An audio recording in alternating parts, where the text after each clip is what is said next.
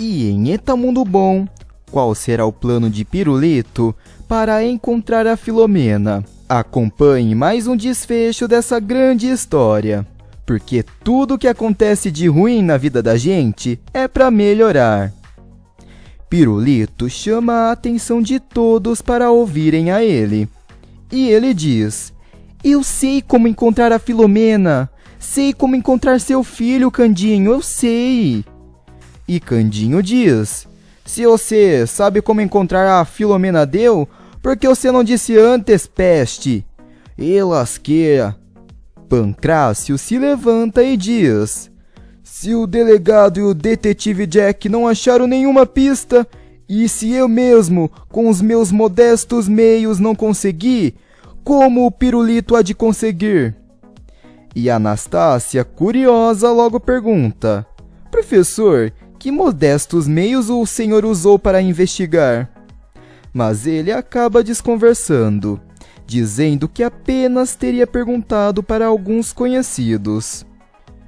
E o Candinho, já sem paciência com toda essa situação, pede para o menino dizer logo como poderia achar a Filomena.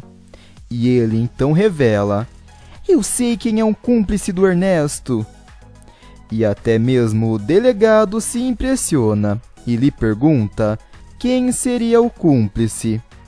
Pirulito então diz: "Eu já sabia quem era dos tempos em que eu vivia na rua. Depois eu o vi na jogatina com o Ernesto, até passava cartas por debaixo da mesa. E foi no dia que o professor fez a Marquesa." Mas dessa vez Pancrácio não conseguirá se livrar, e Anastácia levanta o alerta e pergunta: "Marquesa, professor?" E Pancrácio diz: "Dispense os detalhes, Pirulito, e continue." E o menino continua dizendo: "Vi agora, quando o professor foi de noiva até o bar." E é desta vez que a Anastácia vira-se para o professor perplexa e diz: "Noiva? Nós haveremos de conversar sobre esses personagens mais tarde, professor." Detetive Jack desaprova e diz para a Anastácia: Realmente, noiva. Se eu fosse a senhora..." E Pancrácio se defende dizendo que o que fez foi apenas para ajudar e retoma o que Pirulito estava dizendo. E o menino continua: "E eu vi, ele estava cheio de dinheiro. Ele só pode ser o cúmplice do Ernesto." Se referindo ao cara de cão, quando ele entregava o dinheiro para o professor. Candinho não sabe quem seria esse tal de cara de cão. E até mesmo a Anastácia comenta que se submetessem o nome deste comparsa, ficaria mais fácil. Porém, Pirulito ainda menciona que o homem de que ele está falando bate com a descrição do homem que Maria teria dito que estava vigiando a casa. E o delegado sabe de quem Pirulito estava falando e diz que nunca tiveram prova para prendê-lo, mas diz saber onde ele mora. Maria, aliviada, diz: "Há uma pista, o carro. Eu vi o homem em um carro parado aqui na frente. E ele há de estar com o mesmo carro ainda, não é? E, delegado, eu posso descrever o carro para o senhor. Com algum esforço, posso me lembrar do número da chapa. E pronto! É isso. Encontrei um carro e encontrarão um bandido." E enquanto isso, no cativeiro, Ernesto diz para Sandra que o dinheiro estaria totalmente correto, pois eles teriam pagado tudo o que eles pediram. E os dois riem de felicidade. Sandra se vangloria, dizendo que agora eles estão ricos. Mas cara de cão, que estaria observando o que eles faziam, diz: "Eu quero a minha parte agora." E o clima começa a esquentar um pouco. E Ernesto responde: "De jeito nenhum, você vai ter que sair e voltar amanhã, pois eu preciso que você compre algumas coisas para a gente, inclusive um galão de gasolina, Eu não quero correr o risco de parar o carro na estrada com a Sandra antes de chegarmos onde vamos nos esconder. E Sandra diz: não quero correr o risco de sermos reconhecidos. Mas novamente Cara de Cão insiste: eu levo a minha parte e volto amanhã. E Sandra não contém sua risada e diz: Cara de Cão, se levar a sua parte, nos deixará ver navios. Mas ninguém ali é flor que se cheire. E Cara de Cão sabe disso e desconfia que os dois lhe pretendem dar o golpe também e deixá-lo sem quantia nenhuma. Ernesto, vendo que Cara de Cão estava desconfiado, tenta recuperar a confiança do comparsa e diz: Cara de Cão, você me conhece, sabe que temos um código de ética, nós, os homens que vivem do outro lado da lei, e eu hei de pagar a sua parte. E Cara de Cão ameaça Ernesto que, se não receber a sua parte, irá perseguir ele para qualquer lugar que ele vá.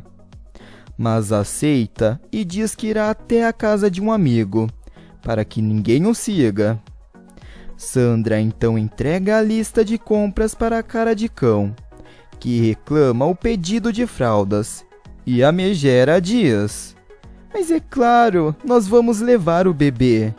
Porém, o que os três não sabiam era que Filomena ouvia tudo o que eles diziam. E ela começa a se desesperar, pois eles irão levar o seu filho. E ainda nesse capítulo, algo surpreendente irá acontecer, e uma busca frenética atrás do filho de Candinho terminará com uma vítima fatal. Então, para você saber de todas essas emoções dos últimos capítulos da novela, já vai deixando o seu gostei, que é aqui embaixo desse vídeo.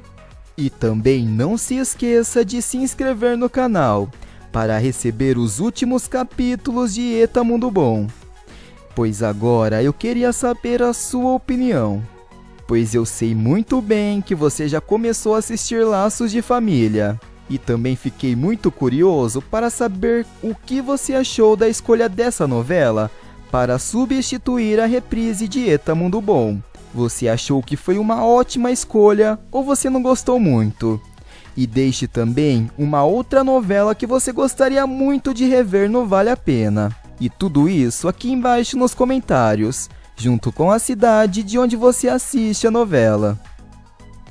E Sandra e Ernesto ficam na sala do cativeiro, se vangloriando por estarem ricos, e começam a jogar dinheiro para cima. Sandra entra no quarto onde Filomena está e diz: está tudo caminhando exatamente como eu queria, Filó. Já até pagaram o que pedimos. E Filomena diz: então por que não me solta? Eu e o meu filho, por favor. Eu só peço que me deixe-me ir. Mas Sandra não quer se livrar da única segurança que tem em sair com vida deste golpe que aplicaram. E Filomena diz: eu sei que vocês vão levar o meu filho. Podem me levarem e me jogarem de um precipício. Mas por favor, eu imploro, não levem meu filho.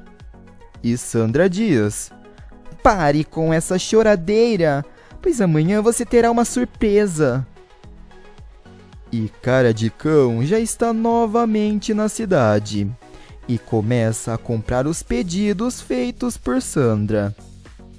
Mas acontece que a polícia já está armando o cerco por toda a cidade à procura do único cúmplice de Ernesto e Sandra, o Cara de Cão. E o detetive Jack diz que já encontrou o carro.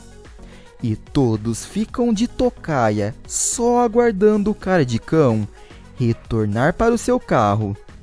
E quando ele se aproxima, todos correm para abordá-lo. O delegado agarra Cara de Cão e o dá a voz de prisão. Mas ele se declara inocente e finge não estar sabendo do que estaria sendo acusado. Mas Celso é bem claro e diz: e ainda pergunta? E Candinho também diz: sabe muito bem o que você fez, agora você vai dizer onde é que tá a Filó, mas o filho deu. E começa a intimidar o cara de cão. E já na delegacia, cara de cão diz desconhecer Sandra. E também afirma que não vê Ernesto faz muito tempo. Porém, o detetive Jack diz que sabe quem ele é e que teria sido ele que o enviou para fora do país. E é nessa hora que, tomado pela raiva, Candinho agarra a cara de cão pelo pescoço e diz que sabe que ele estaria vigiando a casa antes de aplicar o sequestro. E Sandra já está impaciente, pois cara de cão está demorando muito e ainda não chegou com as mercadorias que ela mandou comprar. Ernesto então diz que eles precisam muito da gasolina e dos mantimentos, ainda mais agora que Sandra quer levar o bebê. Sandra revela que precisa de uma garantia e essa criança os ajudará a fugir mais facilmente. Ernesto então tem a ideia de ir até a estrada para tentar avistar o carro de cara de cão. E é nessa hora que ele descobre o pior, pois a polícia já está chegando à procura dos dois. Ele então volta a toda velocidade, correndo muito para dentro do cativeiro. Ele afirma para Sandra que a polícia já estava por perto. A loira Falciane então entra no quarto de Filomena e diz: estão atrás de nós, você fica, mas eu levo o bebê. Filomena luta muito, como se fosse uma leoa defendendo o seu filhote. Mas Sandra lhe dá um tapa e chama pela ajuda de Ernesto. Filomena fica desesperada e Ernesto a tranca dentro do quarto. Sandra diz que levará o dinheiro e Ernesto afirma para cuidar muito bem daquela grana toda. A polícia chega até a casa e Candinho entra correndo para dentro do cativeiro. Filomena grita desesperada e fala que os dois tinham levado o seu bebê. Cara de cão diz que não saberia onde eles iriam se esconder e que tudo o que ele sabe ele já tinha contado na delegacia. Candinho então diz que eles devem estar na estrada. E Celso revela que sabe onde eles estariam. E é aí que eles pedem para todos irem para a cidade dos pais de Ernesto, que se chama Bernardino de Campos. Sandra então diz que irá deixar o filho de Candinho em um orfanato qualquer. E Ernesto diz: a mãe dele não procurou por ele a vida toda, mas esse bebê não terá um medalhão para ficar mais fácil de encontrar. E os dois riem do futuro trágico da criança. Porém, Ernesto percebe que eles estão sendo seguidos e Sandra pede para eles acelerarem mais. Porém, Ernesto perde o controle do carro e eles acabam batendo brutalmente em uma curva. Para a tristeza de Sandra, Ernesto fica desacordado e o bebê caiu ao chão do carro e não para de chorar. Sandra, com muito esforço, tira o seu amado companheiro de dentro do carro. Mas aí vem a pior constatação: Ernesto já está completamente sem vida. Ela então, desesperada e vendo que tudo se transformou em ruínas, começa a chorar dizendo: você não pode me abandonar, tudo que eu fiz foi por você, meu amor. E a polícia a alcança. Filomena desce do carro e corre para ajudar o seu bebê. Candinho se emociona muito por encontrar o seu filho. Celso, vendo a situação trágica de sua irmã, se aproxima e diz: "O Ernesto morreu, Sandra." E o delegado finalmente prende a Sandra, enquanto o Celso se entristece por ver o rumo que a vida de sua irmã estava tomando e começa a chorar, dizendo que recuperaram o dinheiro. E Candinho diz: "O dinheiro é de menos, o que importa é que recuperamos o nosso amor." E grita de felicidades por seu filho estar vivo. Agora que tudo já se acalmou, Anastácia pergunta para Candinho o que ele pretende fazer. E o Celso então toma a frente dizendo que Candinho deve assumir a posição de diretor na fábrica fábrica que um dia será dele. Candinho ri e diz: Eu não nasci para cuidar de fábrica, não. Eu sou do mato." E Filomena concorda com ele. Anastácia entende que o seu filho quer e diz que ele já tem planos. "Eu fiquei pensando em comprar uma fazenda para vocês. Talvez a fazenda de seus pais." E Filomena e Candinho se emocionam com isso. Anastácia também diz que ela tem planos para Pancrácio. "Eu vou comprar uma outra casa, que o senhor irá dirigir e dar aulas de filosofia."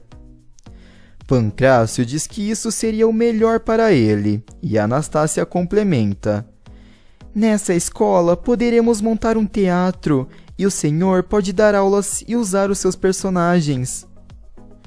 Maria pergunta o que será deles, e Anastácia diz que eles ficarão na cidade, pois é o Celso quem irá dirigir a fábrica, e eles irão viver na casa junto com elas.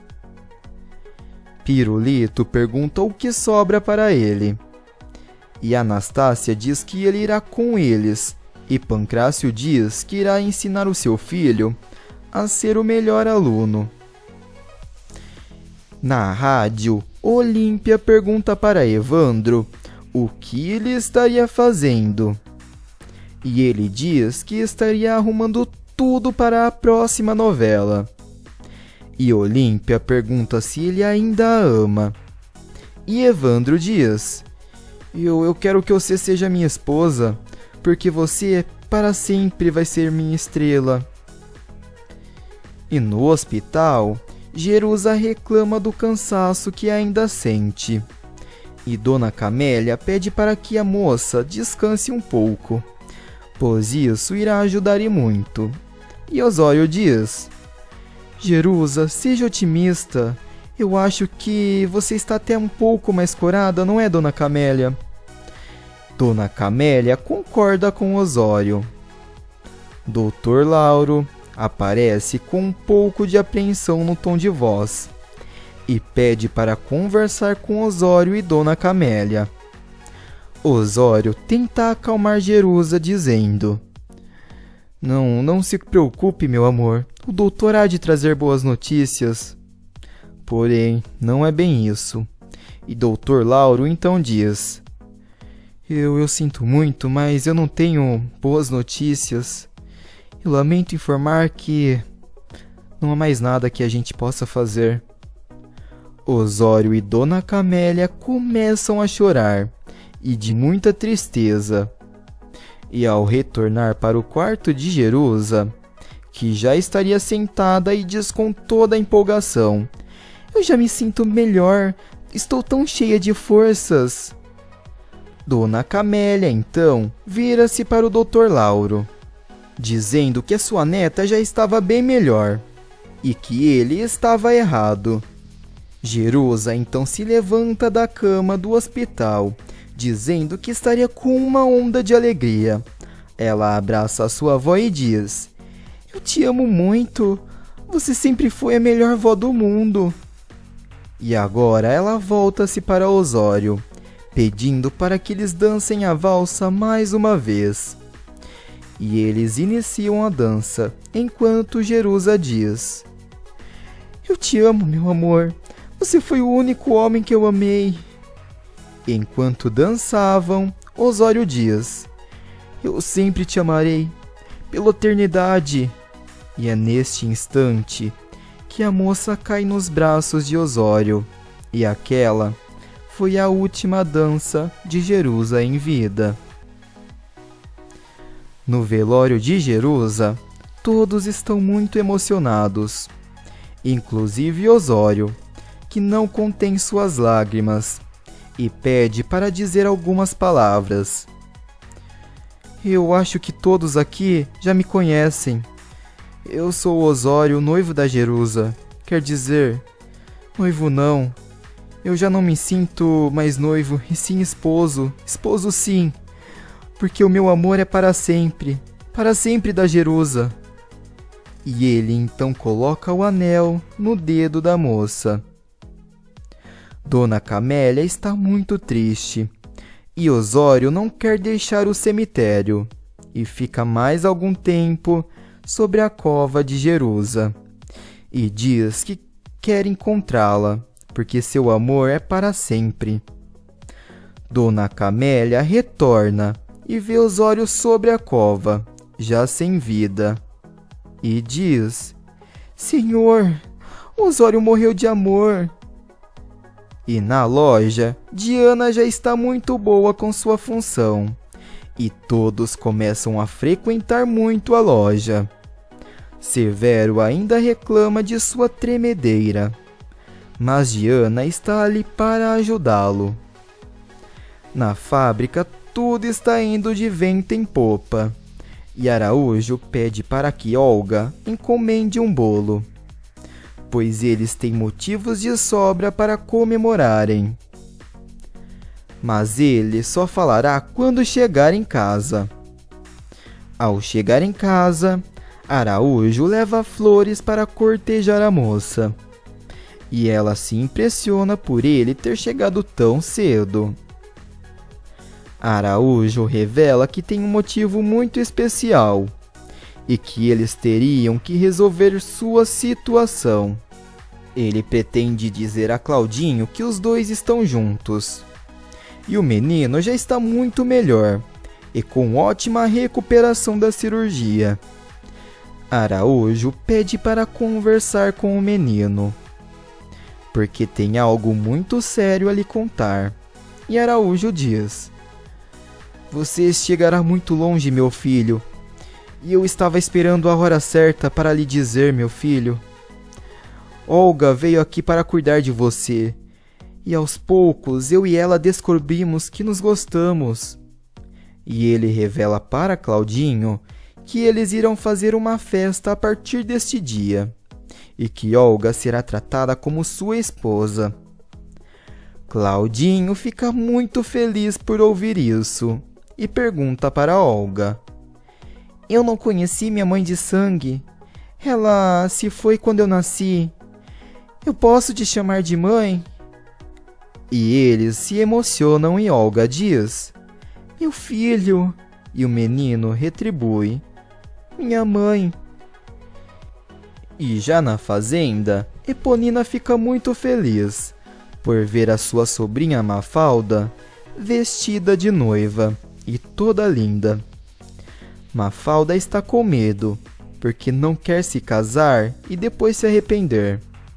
Eponina então pergunta: Você está com medo ou na curiosidade de conhecer o cegonho? Quando Sarita bate a porta e diz: Mafalda, já que vai se casar com Romeu, eu não posso fazer mais nada. Mas preciso lhe falar que aquela vez que me viu no rio com o Zé dos Porcos, foi por engano. E ela diz que quem teria pedido para ela ir até o rio teria sido a sua mãe. Ela diz também que Cunegundes ajudou a esconder a história. Quincas acelera Mafalda por ela estar demorando muito. E Zé dos Porcos já está com sua mala pronta. E Mafalda pergunta onde ela estaria indo. Zé dos Porcos diz: Eu não posso ficar aqui para ver você se casar com outro. Ele se despede e pede para a moça ser muito feliz. Mafalda pergunta se ele não iria assistir ao casamento da moça. E ela insiste para ele ir. E Zé dos Porcos diz: Tá bem, Mafalda. O que você não pede rindo que eu não faço chorando? E na igreja, todos já aguardam a chegada da noiva. E Cunegondes diz: Até que enfim vamos desencalhar a Mafalda. E Eponina diz que ela não estaria encalhada. Dona Paulina reclama por ser madrinha em um casamento, que as pessoas não param de falar. E Josias diz: E é pela amizade, quem sabe eles não me pagam o que me devem. E Inácio ri dizendo: Não pagam não, a fazenda já está no leilão. Cunegondes se irrita com isso, dizendo que não era a hora de falar de leilão. O padre pede ordem na igreja e chama Cunegondes de Boca de Fogo. Quinzinho começa a conduzir Mafalda até o altar, onde o Romeu já está à espera da moça, ansioso para o casamento. O padre então inicia os votos, perguntando se Romeu aceita se casar-se com Mafalda. E ele diz que sim. O padre faz o mesmo com a moça e pergunta se ela aceita se casar com Romeu. E é neste instante que Zé dos Porcos larga sua mala no meio da igreja. E Romeu diz: Nem precisa perguntar, porque é claro que a resposta é sim. Mas Mafalda fica um tempo pensando sobre o que vai responder. E Romeu começa a se preocupar com a demora da moça e pergunta: Mafalda, o que está acontecendo? E o padre já diz que irá fazer a pergunta novamente. Mas a moça diz que não será preciso. E começa a devolver para Romeu todos os presentes que já ganhou. E diz: Eu não posso me casar com você, porque eu sei que eu não seria uma boa esposa, e eu amo outro. Todos na igreja se impressionam. Zé dos Porcos parece não entender o que estava ouvindo. E Sarita fica super animada ao ouvir aquilo. Romeu então pergunta: Você ama outro? E Cunegondes quase arranca os cabelos quando ouve isso e diz: Mafalda, você está doida? Endoidou? E Eponina pede para que sua sobrinha diga logo de quem ela gosta. E Mafalda aponta para o Zé dos Porcos, que abre um sorriso de orelha a orelha e diz: Eu também amo você, Mafalda. Romeu, com os olhos cheios de lágrima, diz que não aceita ser trocado pelo Zé dos Porcos. E a moça diz: Ui, mas eu já troquei, porque eu não hei de me casar com você não. Romeu se irrita e sai em direção a Zé dos Porcos e vira-se novamente para Mafalda e diz: Eu nunca fui tão humilhado em toda a minha vida, e quem não quer mais se casar com você sou eu, Mafalda. E ameaça jogar o anel na moça, mas desiste e sai da igreja. Sarita sai logo atrás do moço, o alcança e diz: Eu avisei, sou eu a moça que está nos seus destinos. E Romeu olha para a aliança e leva a Sarita.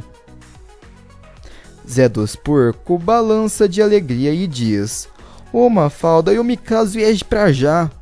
Mas o padre se irrita e diz que a cerimônia está encerrada.